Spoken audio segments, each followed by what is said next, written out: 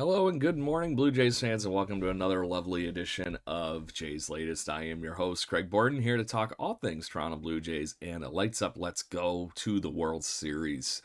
It's just insanely fun to see what's going on, and we are so fortunate to be going from literally to like a depression level to begin this season, to end last year, all the way to the promised land that is the 2025 World Series against the Los Angeles Dodgers. And the Blue Jays might be getting some of the best news that they've gotten in a long time in the next 24 hours. And that is that Bo Bichette ended the series in the American League Championship, saying that he is ready to go, or he will be ready. The Blue Jays fans collectively are very excited. This is the piece that we were hoping that we would get back last round. And it's just, if he's that ready to go, even if his lumber is ready to be in this lineup, even as a pinch hitter, there is something to say for a slap power hitter like Bo Bichette just being randomly inserted into this lineup. And the other question I have is, how good is he ready to go? Because he is also one of those players that I don't think he gets complete payoff if he's only DHing. Obviously, his bat is better than most, so you are still getting something out of that. But there is something about game speed and just being really invested in the game mentally, and that is Bo Bichette being able to play the actual shortstop position. We're going to see and we're going to find out what is going on, as we should be getting between today and tomorrow about noon, getting the rosters for the final Blue Jays lineup for what this World Series roster of 26 gentlemen will look like. So the questions are, is how is if it's basically Bo goes or Bo no. So we are going to see, because this is going to be a matchup for the ages. I do think that regardless of being a Blue Jay fan, seeing what they have been going through all season, how hyped this team is around it, the camaraderie, the next man up, the nation that is ready to go, the Blue Jays are just reaping all these wonderful, lovely benefits, and just the comeback kids are never out of it. I think, oddly enough, as much as I don't want to give him credit, Derek Jeter actually had the perfect analogy, and this is Rocky 2 against the Drago, where we were getting repeatedly punched, but the team has never been knocked out. And we're ready to fight back and just continue moving forward and winning these ball games. So, first games first, this team is loaded on the other side. If you all haven't taken a peek at that roster yet, it's name after name after name. And we're going to get a, Thorn from Blue Jays yesteryear right off the bat in game one in Blake Snell. The Blue Jays have had a horrendous hitting career against Blake Snell. It's been no fun. He gets us out all the time. It's going to be very interesting, as Snell has done a lot. The questions are, along with the Bo go or Bo no, this could be an opportunity for Davis Schneider to be getting his first actual start. The lefty Blake Snell could be, I think you got to have Davis Schneider in that lineup in some fashion, playing second base, third, whatever hell it is, left field, because he can carry the lumber against lefties. I really think that that is a perk, and I do think he deserves that start as well against Blake Snell. So we're going to see game two. The Blue Jays are going to see Yoshinobu Yamamoto, who has been incredible this postseason. This pitching staff for the Dodgers is no slouch, and they've been doing an amazing job holding a very talented offense in the Milwaukee Brewers over the last National League Championship Series.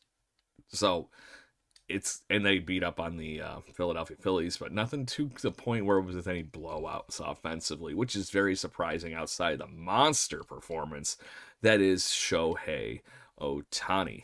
Yes, folks, you did hear it here. He actually will be on a plane on his way to Toronto this time. Sorry, I couldn't help but doing that. Daryl, shout out to you for being the one that was way too quick on that trigger the other night. So, if we keep Ohtani is going to be the linchpin of how that offense goes. We also have to watch out for the threat that is Freddie Freeman as well. The Team Canada native is ready to go always in the World Series. Um, he's just some level of can turn it up in the postseason, especially the World Series. We've been talking a lot about how George Springer is in the top 3 of home runs hit in the postseason.